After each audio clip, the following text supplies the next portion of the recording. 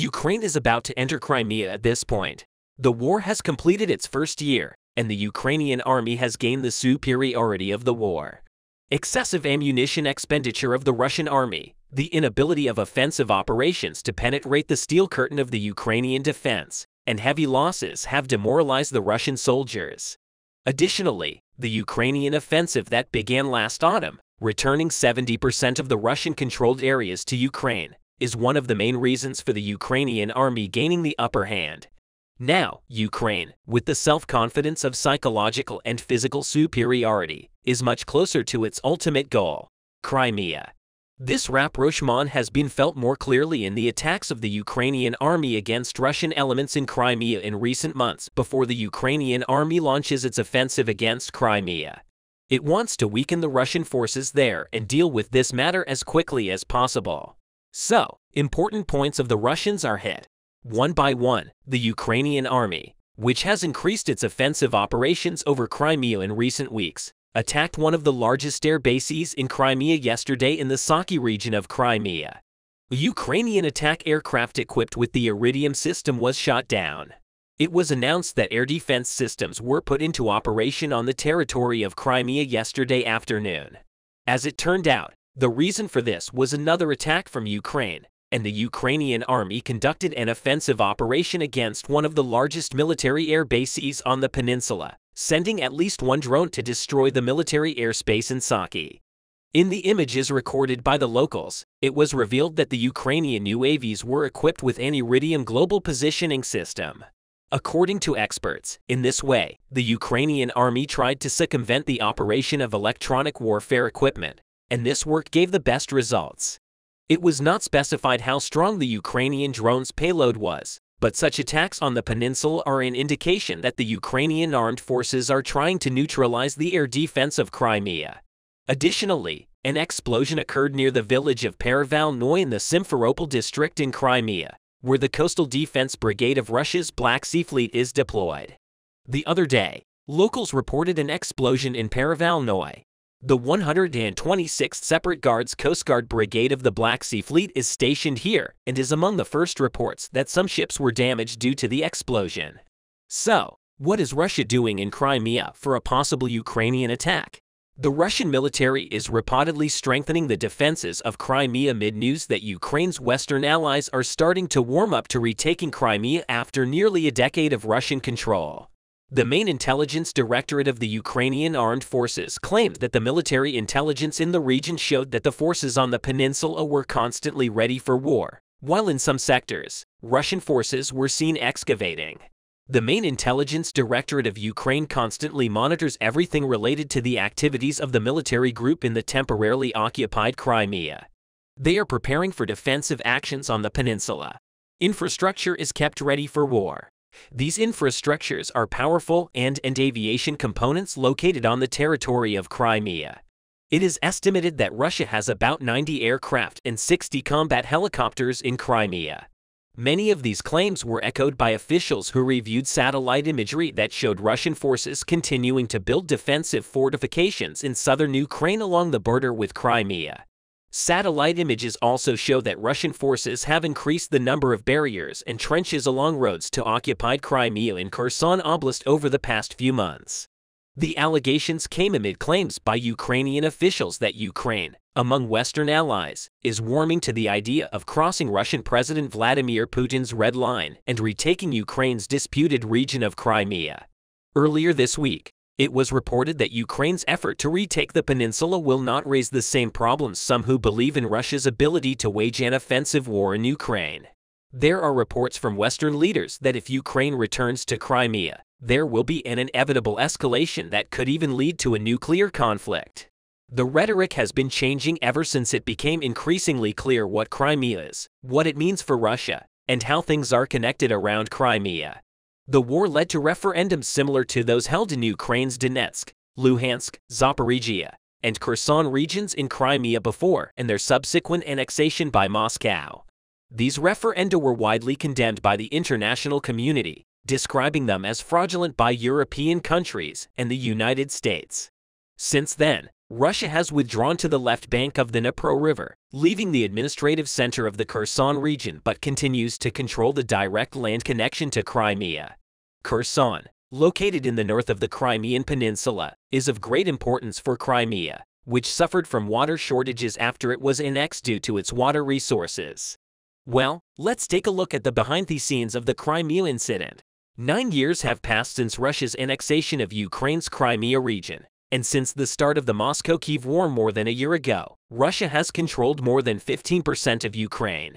Protests broke out in Ukraine's capital, Kiev, on November 21, 2013, after the country's pro-Russian president, Viktor Yanukovych, refused to sign an association agreement with the EU. After Yanukovych's resignation, who could not withstand the protests, pro-Western politicians took over the administration in Kiev, while military units from the Russian base in Crimea became visible in various cities of the country. Despite violating the agreement signed between Kiev and Moscow in 1997 and 2010 on the location of the Russian Black Sea Fleet, Russian troops eventually entered the peninsula.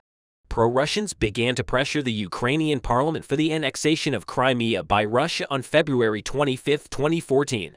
And nearly 400 pro-Russians demanded a referendum to declare Crimea's independence, which blocked access to the regional parliament.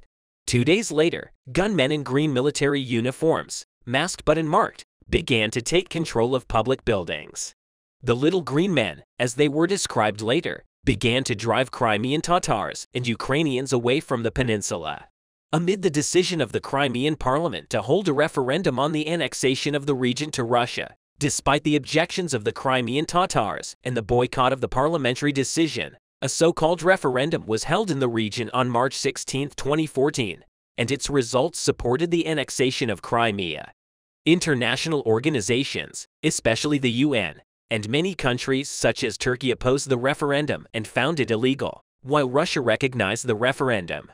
Pressure on the Crimean Tatars increased shortly after the illegal annexation of Crimea, with events of about 10,000 confronting a pro-Russian separatist group. The rights of the Crimean Tatars began to be violated, and many people were arrested, and the Crimean Tatar Assembly was included in the list of extremist organizations by Moscow. Finally, some of the initial attacks of the war within the scope of Russia's special military operation in Ukraine were made over Crimea. Meanwhile, around 70% of the Zaporizhia region, where there is still intense conflict, including the Zaporizhia nuclear power plant, Europe's largest nuclear power plant, is under the control of Russian forces. Both Kherson and Zaporizhia regions are of key importance for Russia in maintaining its road link with Crimea through the Donbass region. Therefore, the Ukrainian army must clear the Russian presence in these regions and smooth the road to Crimea before launching the Crimean offensive. Crimea is a double-edged sword. Russia doesn't want to lose Crimea, and Ukraine wants to take back its legal land. By emphasizing that everything started with Crimea and will end with Crimea, Ukraine announced that it would continue its offensive to take back its lands until the end. The moment of the war's breaking point will begin at this point. Ukraine and Russia are preparing for a great spring offensive. The target of the Ukrainian forces is Crimea, and the Russian army feels this to their lowest units. Ukraine's breakthrough in Crimea witnessed the mass flight or evacuation of Russian citizens from Crimea. For this reason, we see that the Russian army has strengthened the defense in Crimea and evacuated relatives of officers and important civilians to Russia. Let's take a closer look at the Russian army's plans for the Crimean evacuation and Ukraine's breakthrough in Crimea. Families and relatives of the Russian forces on the peninsula have been making preparations to escape from Crimea for a long time. The residents of this peninsula who were preparing to flee by selling their immovables and real estate, as well as the families of the soldiers and the relatives of pro-Russian officials, began to be evacuated. This ignites a social indignation from Crimea. However, investigating the root cause of these evacuations will lead us to a much more accurate point. Let's take a closer look at this issue with official statements. The Chief of General Staff of the Armed Forces of Ukraine reported this week that the families of Russian invaders were deported to Russia from Perevalnoye in the Crimea. The Chief of Staff report says once again, certain categories of citizens are being evacuated from temporarily occupied Crimea. Recently, military personnel of the Russian occupation forces stationed in Perevalnoye are sending their families to Russia. In a report published by the Crimean National Resistance Group, it was stated that the occupiers had made a list of workers and their families subject to priority evacuation, and that in some cities the plans had already been drawn up and approved. A Russian media organ made a statement on this subject. In the statement made allegations were made that an earthquake might be in question. This is pretty funny. However, the publication later pointed out that since it's not yet possible to predict earthquakes, it can be assumed that officials were evacuated due to the threat of the Ukrainian army advancing on the peninsula. The evacuation of certain categories of citizens from the temporarily occupied Crimea began. In addition, it was announced that evacuation plans were prepared in the town of Krasnoperekopsk, close to the Ukrainian mainland in the north of the peninsula. On the other hand, urban construction companies temporarily stopped their activities in the occupied Crimea due to supply exceeding demand in the real estate market. Also, officers in Russian-occupied Simferopol are preparing to evacuate. It is reported that at state-owned enterprises of Simferopol, officers are given to fill out questionnaires in which, in case of evacuation, the full name of the evacuee and the composition of the family are indicated. We see that the Russian officers in Crimea and their relatives were evacuated by air, land, and sea, and the current evacuation routes were drawn. There are several ways to escape from Crimea. You can go to the Krasnodar region of Russia by train or car over the Kerch Bridge. In addition, it is possible to escape Russia via the Azov Sea by ferry from the public transport piers in Crimea. Several 100,000 citizens of the island, with a population of 2.5 million, have already fled so far.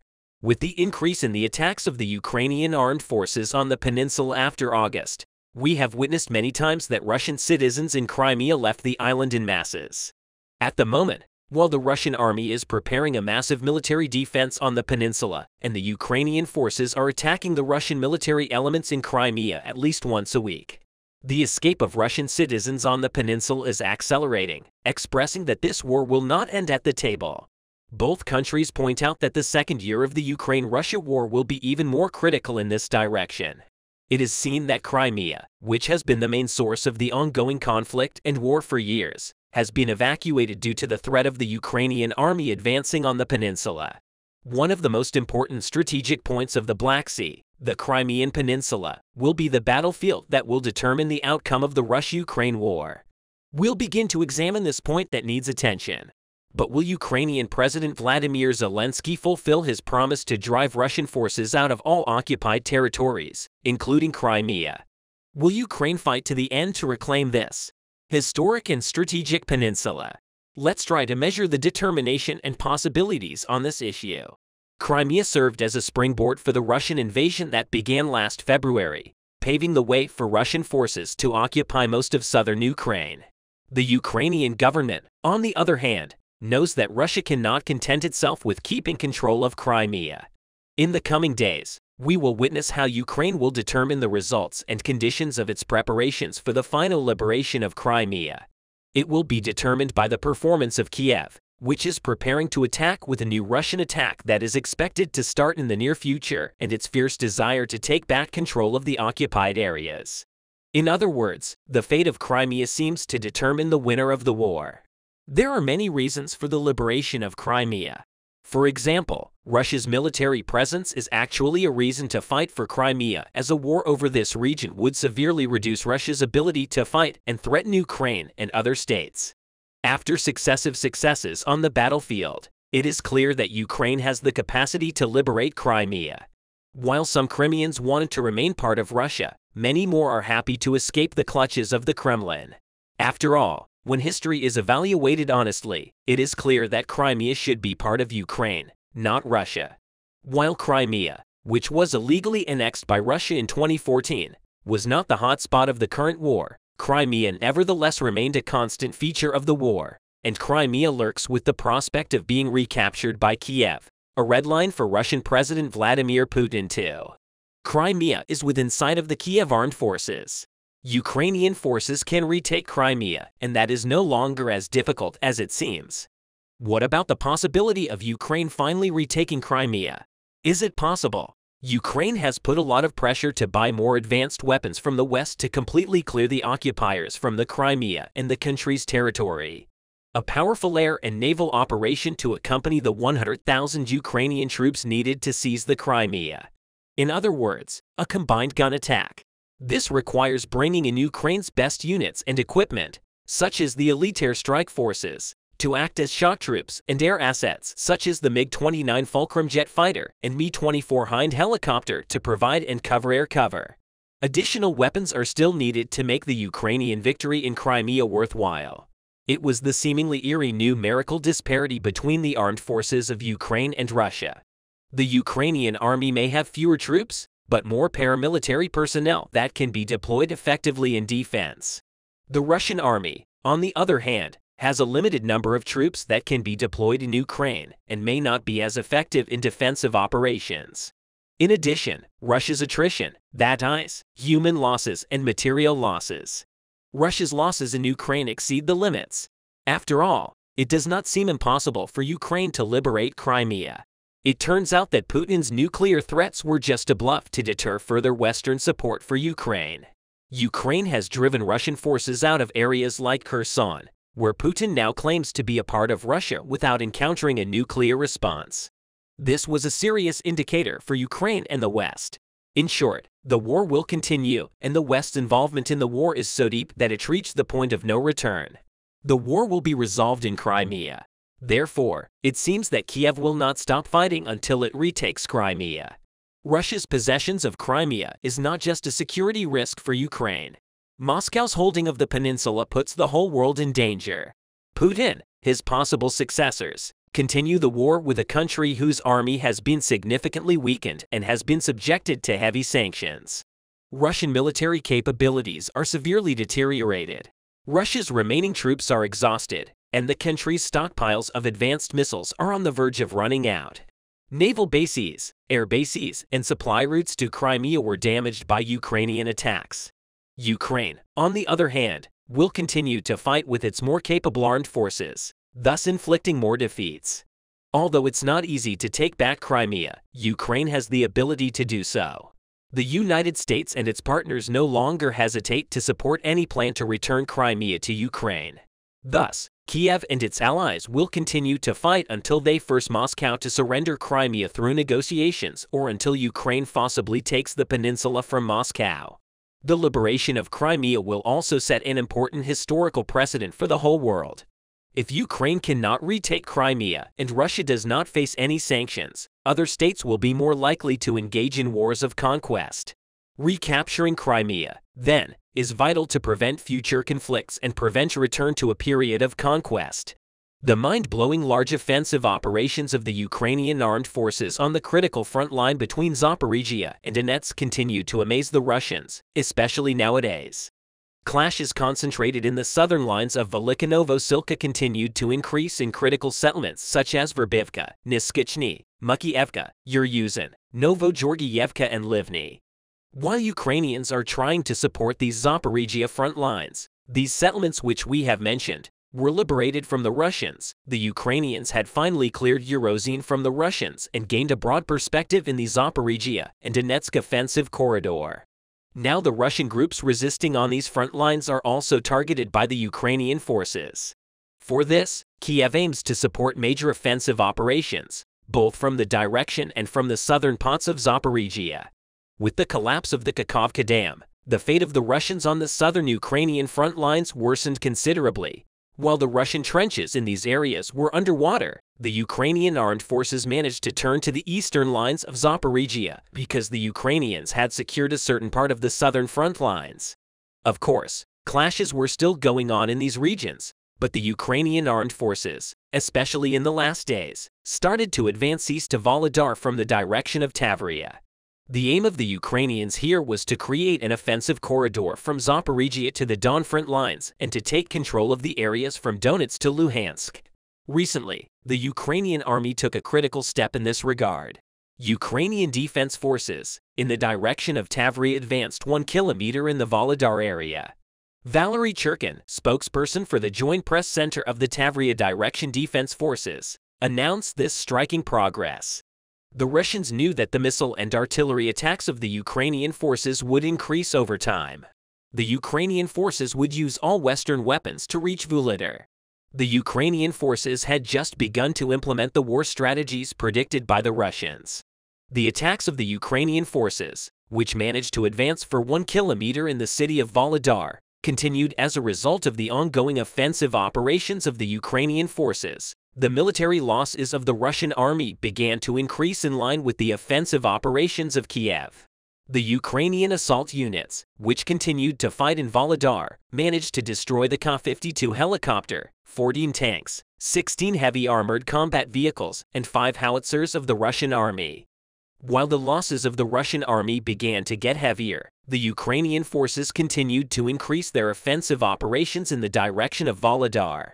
So in which direction are the Ukrainian forces planning to advance after Volodar? If we look at the war map immediately, there is the 68th Jaeger Brigade in the northwest of Volodar and the 109th Regional Brigade in the northeast of the city.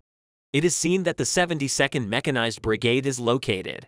The Ukrainians can use these attack brigades to secure the connecting corridor to Donetsk and to provide visibility at a total range of 136 kilometers from Marinka to Bakhmut. The Ukrainian army has the 79th Air Assault Brigade and the 1st Battalion, the 1st Tank Brigade in and around Marinka. The Ukrainians can also use these assault brigades to create a connected corridor to Bakhmut via Marinka. But for all this to happen, the Ukrainian army needs much more options. So the Ukrainians need different strategic perspectives to continue advancing in Volodar and fully seize control of the front lines up to Bakhmut. There is a solution for this issue in Kiev's grand offensive plan. Ukrainian forces are aware that the Russians will also support the clashes in Volodar. Therefore, Ukrainian troops began to reactivate special strike teams to cut off the connecting roads to both Volodar and other front lines in Donetsk. Because the Russian army, especially since the violence of the clashes in Volodar, had turned to Mariupol to support its soldiers in this region in the temporarily captured Mariupol. The Russians began to clear a railway line from the port to the railway station in order to organize the shipment of ammunition to the Donetsk region. Volnovakha and Volodar Petro Andriushenko, advisor to the mayor of Mariupol, reported this critical route planned by the Russian army. Russian troops could use a link road from the port of Mariupol to the Volnovakha railway junction to provide support to Volodar. In addition, there was another option for the Russians to support Volodar. The second method of the Russians was the transport of military ammunition by vehicles from Mariupol to Berdyansk. But the Ukrainians must have considered both possibilities because they took action to take control of the connection roads leading to Volodar. You know that the Chechen soldiers fighting for the Russian army were using the Mariupol connection roads, especially to reach the Donetsk front lines. The Ukrainians, on the other hand, managed to stop a large number of Chechen military convoys on this front line. In other words, it is very risky for the Russians to make military shipments to Volodar Kiev. Soldiers on this critical front line both dominate the region and have a large number of artillery units on this critical connection road. However, it is estimated that the Russian army will support Volodar despite all these risks. It is thought that the Ukrainian artillery units and assault brigades on this front line will try to prevent Russian military shipments and will not allow the Russians to send reinforcements to Volodar. It is predicted that Ukrainian artillery units will probably use HIMARS rocket systems in this region using HIMARS artillery. The Ukrainians managed to prevent a large number of Russian military convoys planned between Mariupol and Donetsk.